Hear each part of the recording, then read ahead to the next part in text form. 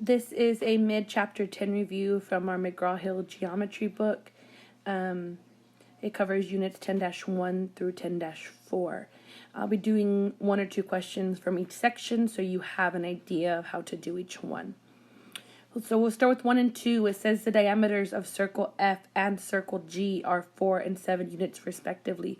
Find each measure. That means that circle F, which is the small one, has a diameter of 4. And that means that the larger one has a diameter of 7.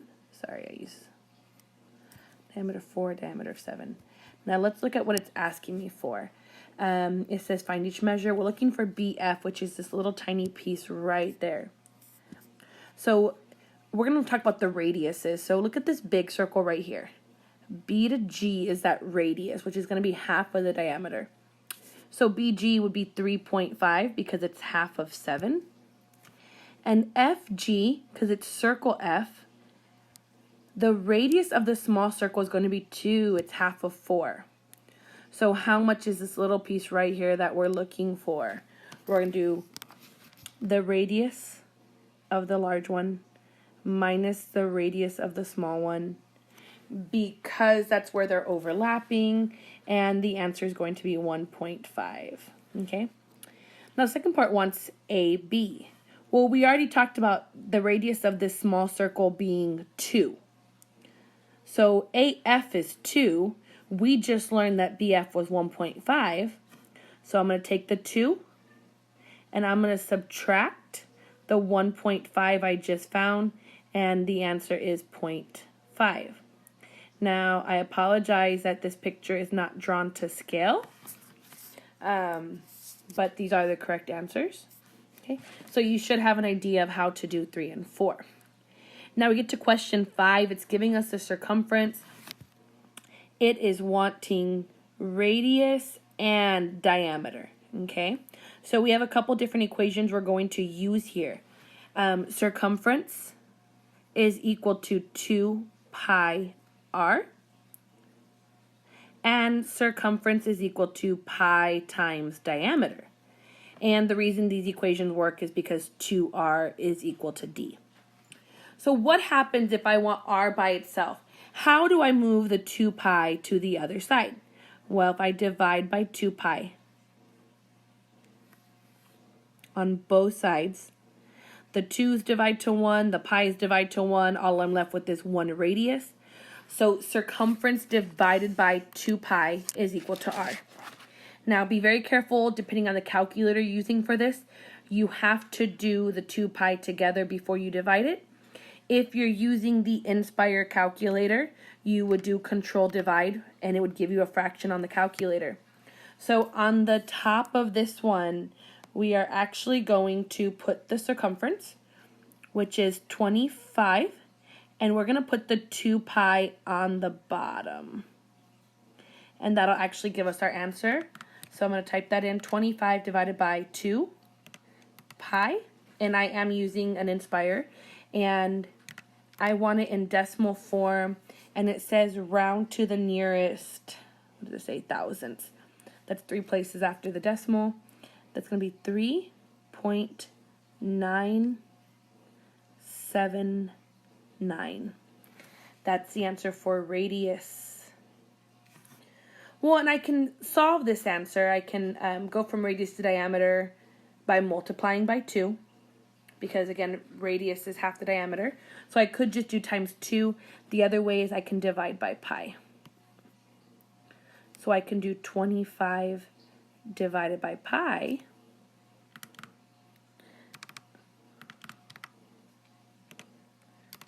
And I get my answer as 7.958. Again, I was rounding to thousandths place. Okay, so now we're going to go ahead and we'll go ahead and do a couple of these. So in order to find the circumference of the circle, I have to know either the radius or diameter. But for every single one of these pictures, if you guys notice, I actually need my diameter. Okay, and here's my diameter again. I need my diameter here and diameter here.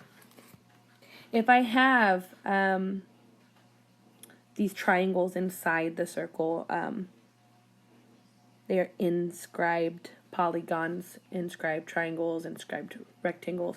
Well, anyways, I can do Pythagorean theorem because it will always be a right angle if I'm using the diameter. So we'll pick a couple questions to do. The first one, in order to find diameter, this is a rectangle, and I know the 7 and 3 look like they're on different parts of the triangle, but because it's a rectangle, opposite sides are equal. So my diameter is going to be my hypotenuse, okay?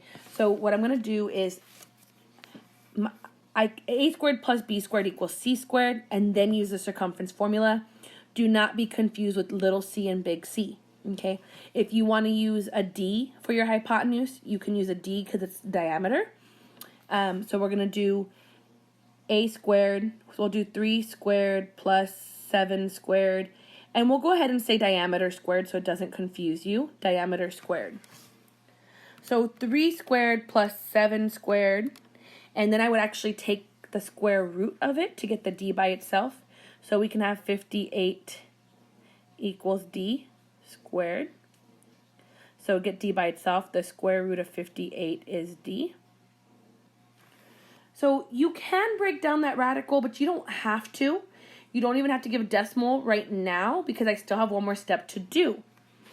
I need to multiply my diameter by pi because circumference equals pi d.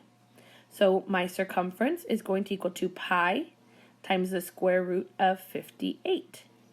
So I didn't round to begin with because then I would be rounding and then rounding again and it would change my answer a little bit.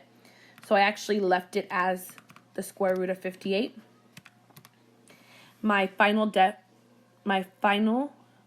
circumference rounded to the thousandths would be 23.926 millimeters.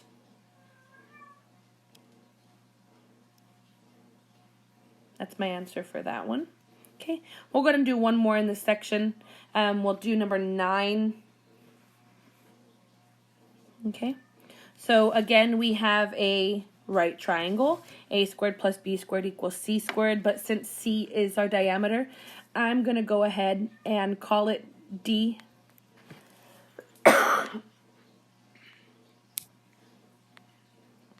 So you know it's your diameter and you don't get confused with that. So 5 squared plus 12 squared is actually 169. Square root of 169, sorry.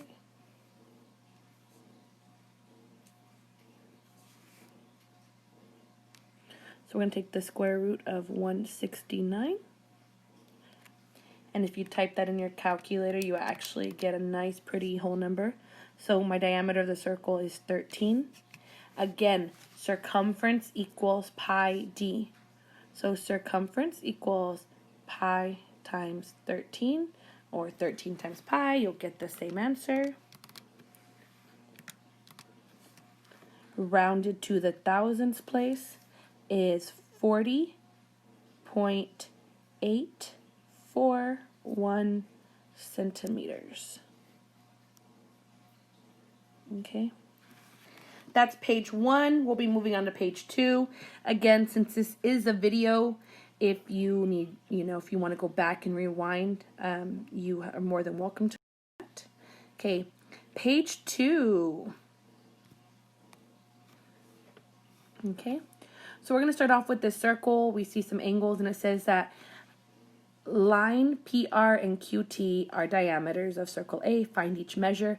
These are all asking for arc measures. Arc measures are on the outside of the circle, but your arc measure is equal to your central angle. So again, your arc measure, which will have this little thing on top of it like that, it's going to be equal to your central angle.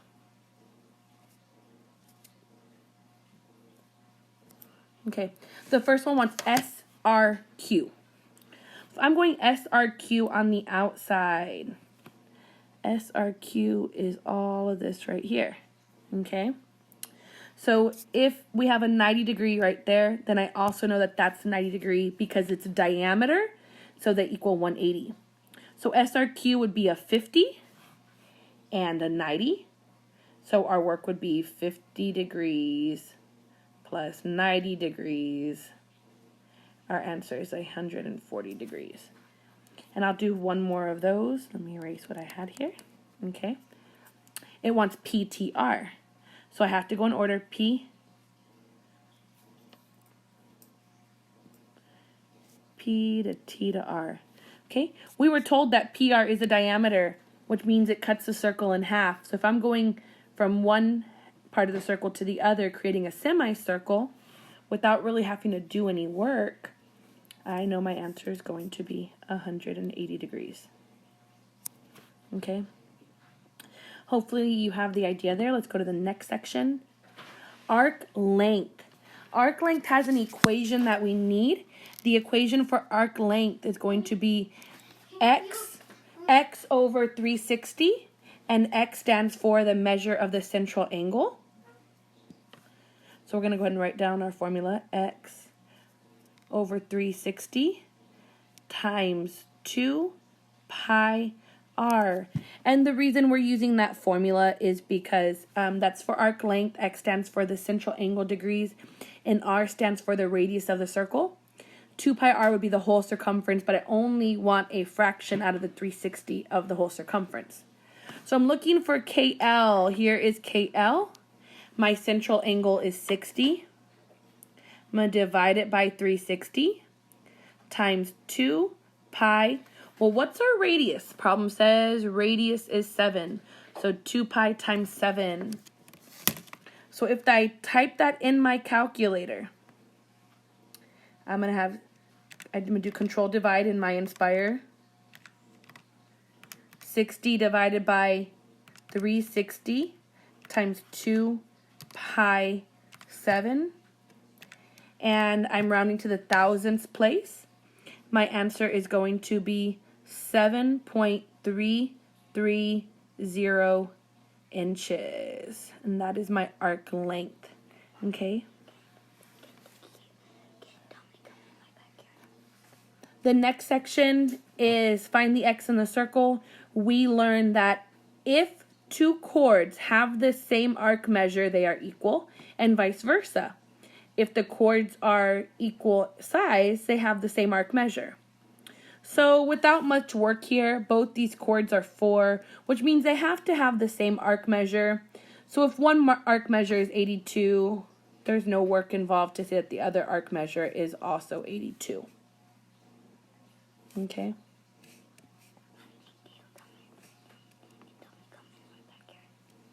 Okay, 82 degrees.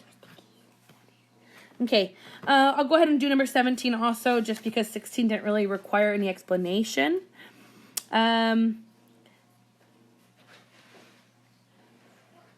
Okay, so I have an X here that has a chord across from it, the one line. This chord also has one line, so I know these two chords are equal to each other. So if this arc length is X, well then so is this one, or arc measure, sorry. Now we know that every circle has 360 degrees in the central angle and the arc measures. So if I add up all my arc measures for the whole circle, I have 2x plus 64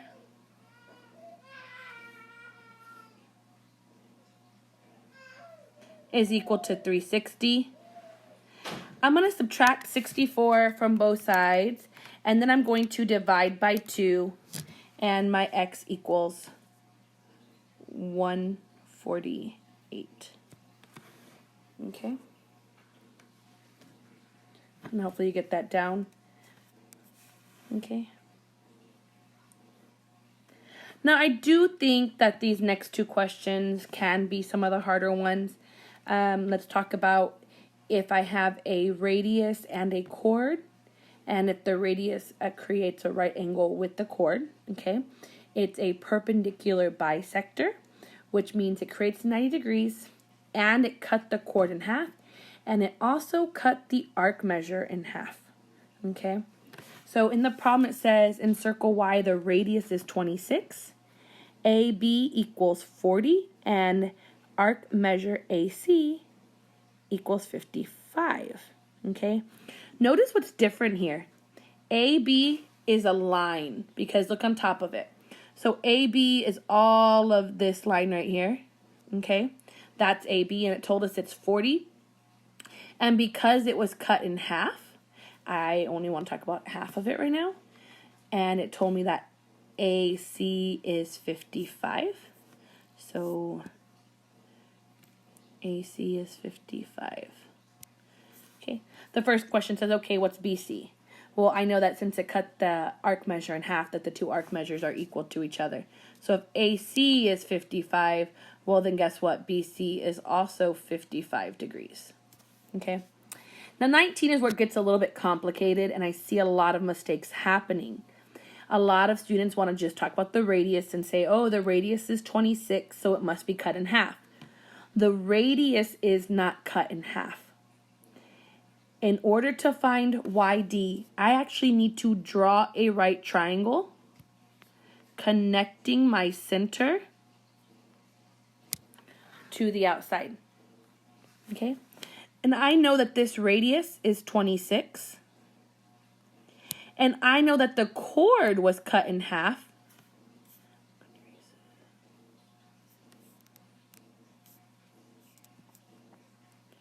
Let me erase some of this out here so don't get confused. Okay. So if that chord was cut in half, the whole chord was 40, so this piece is 20. Again, this is a right triangle, but this time they gave us the radius, which is the hypotenuse. So we know our C squared already. So YD is a leg, so YD squared plus BD squared is equal to BY squared. Okay, we don't know YD, that is what we are solving for. So YD squared plus 20 squared equals 26 squared. Okay. So I'm going to subtract, I'm going to actually square them and then move the 20 squared over. So I can actually do 26 squared, and I'm going to do minus 20 squared. I get YD squared equals 276. I'm going to take the square root of 276. And my answer is actually YD equals 16.613 units. So that's what I'm looking for. Okay. 20 and 21, pretty easy questions. If the chord is the same distance from the center, the chords have to be equal to each other. Okay, so on this one they gave us VW and they gave us YZ. They're both 8 units away from the center, which means these two chords are going to be equal to each other. So VW would be equal to YZ. So 40 equals 10x. We're solving for x. Divide by 10, the answer is 4. Okay. Number 21, that's an inscribed angle. We learned that the inscribed angle is equal to half of the intercepted arc. So a couple different ways to do this. The easiest way is going to be 36 times 2. And the answer is going to be 72 degrees because it's looking for this arc.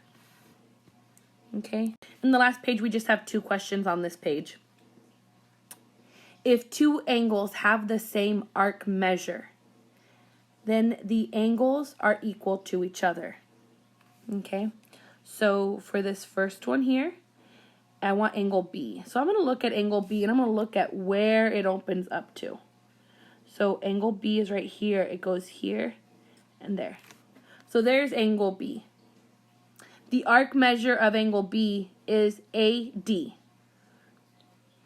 What other angle on this problem also has arc measure AD? Well, so which one goes to AD? That's C. So angle B was going to be equal to angle C. Okay. So 6x minus 3 equals 7x minus 11. we're going to go ahead and solve for x. I'm going to add 11 on both sides. I'm going to subtract 6x from both sides. Again, I'm canceling out one thing on both sides. Minus 11. Oh, that's why it was this. This is a plus 11. Okay. So then basically 11 minus 3 is 8 equals 1x. So 8 equals x. But that's not what it's asking me for. It actually wants angle B. So I'm going to take that answer of 8 equals x and I'm going to plug it back into B. So angle B equals 6 times 8 minus 3. Angle B equals 45 degrees. Okay, hopefully this video helps you with this review. Be ready for your test, and we'll see you later.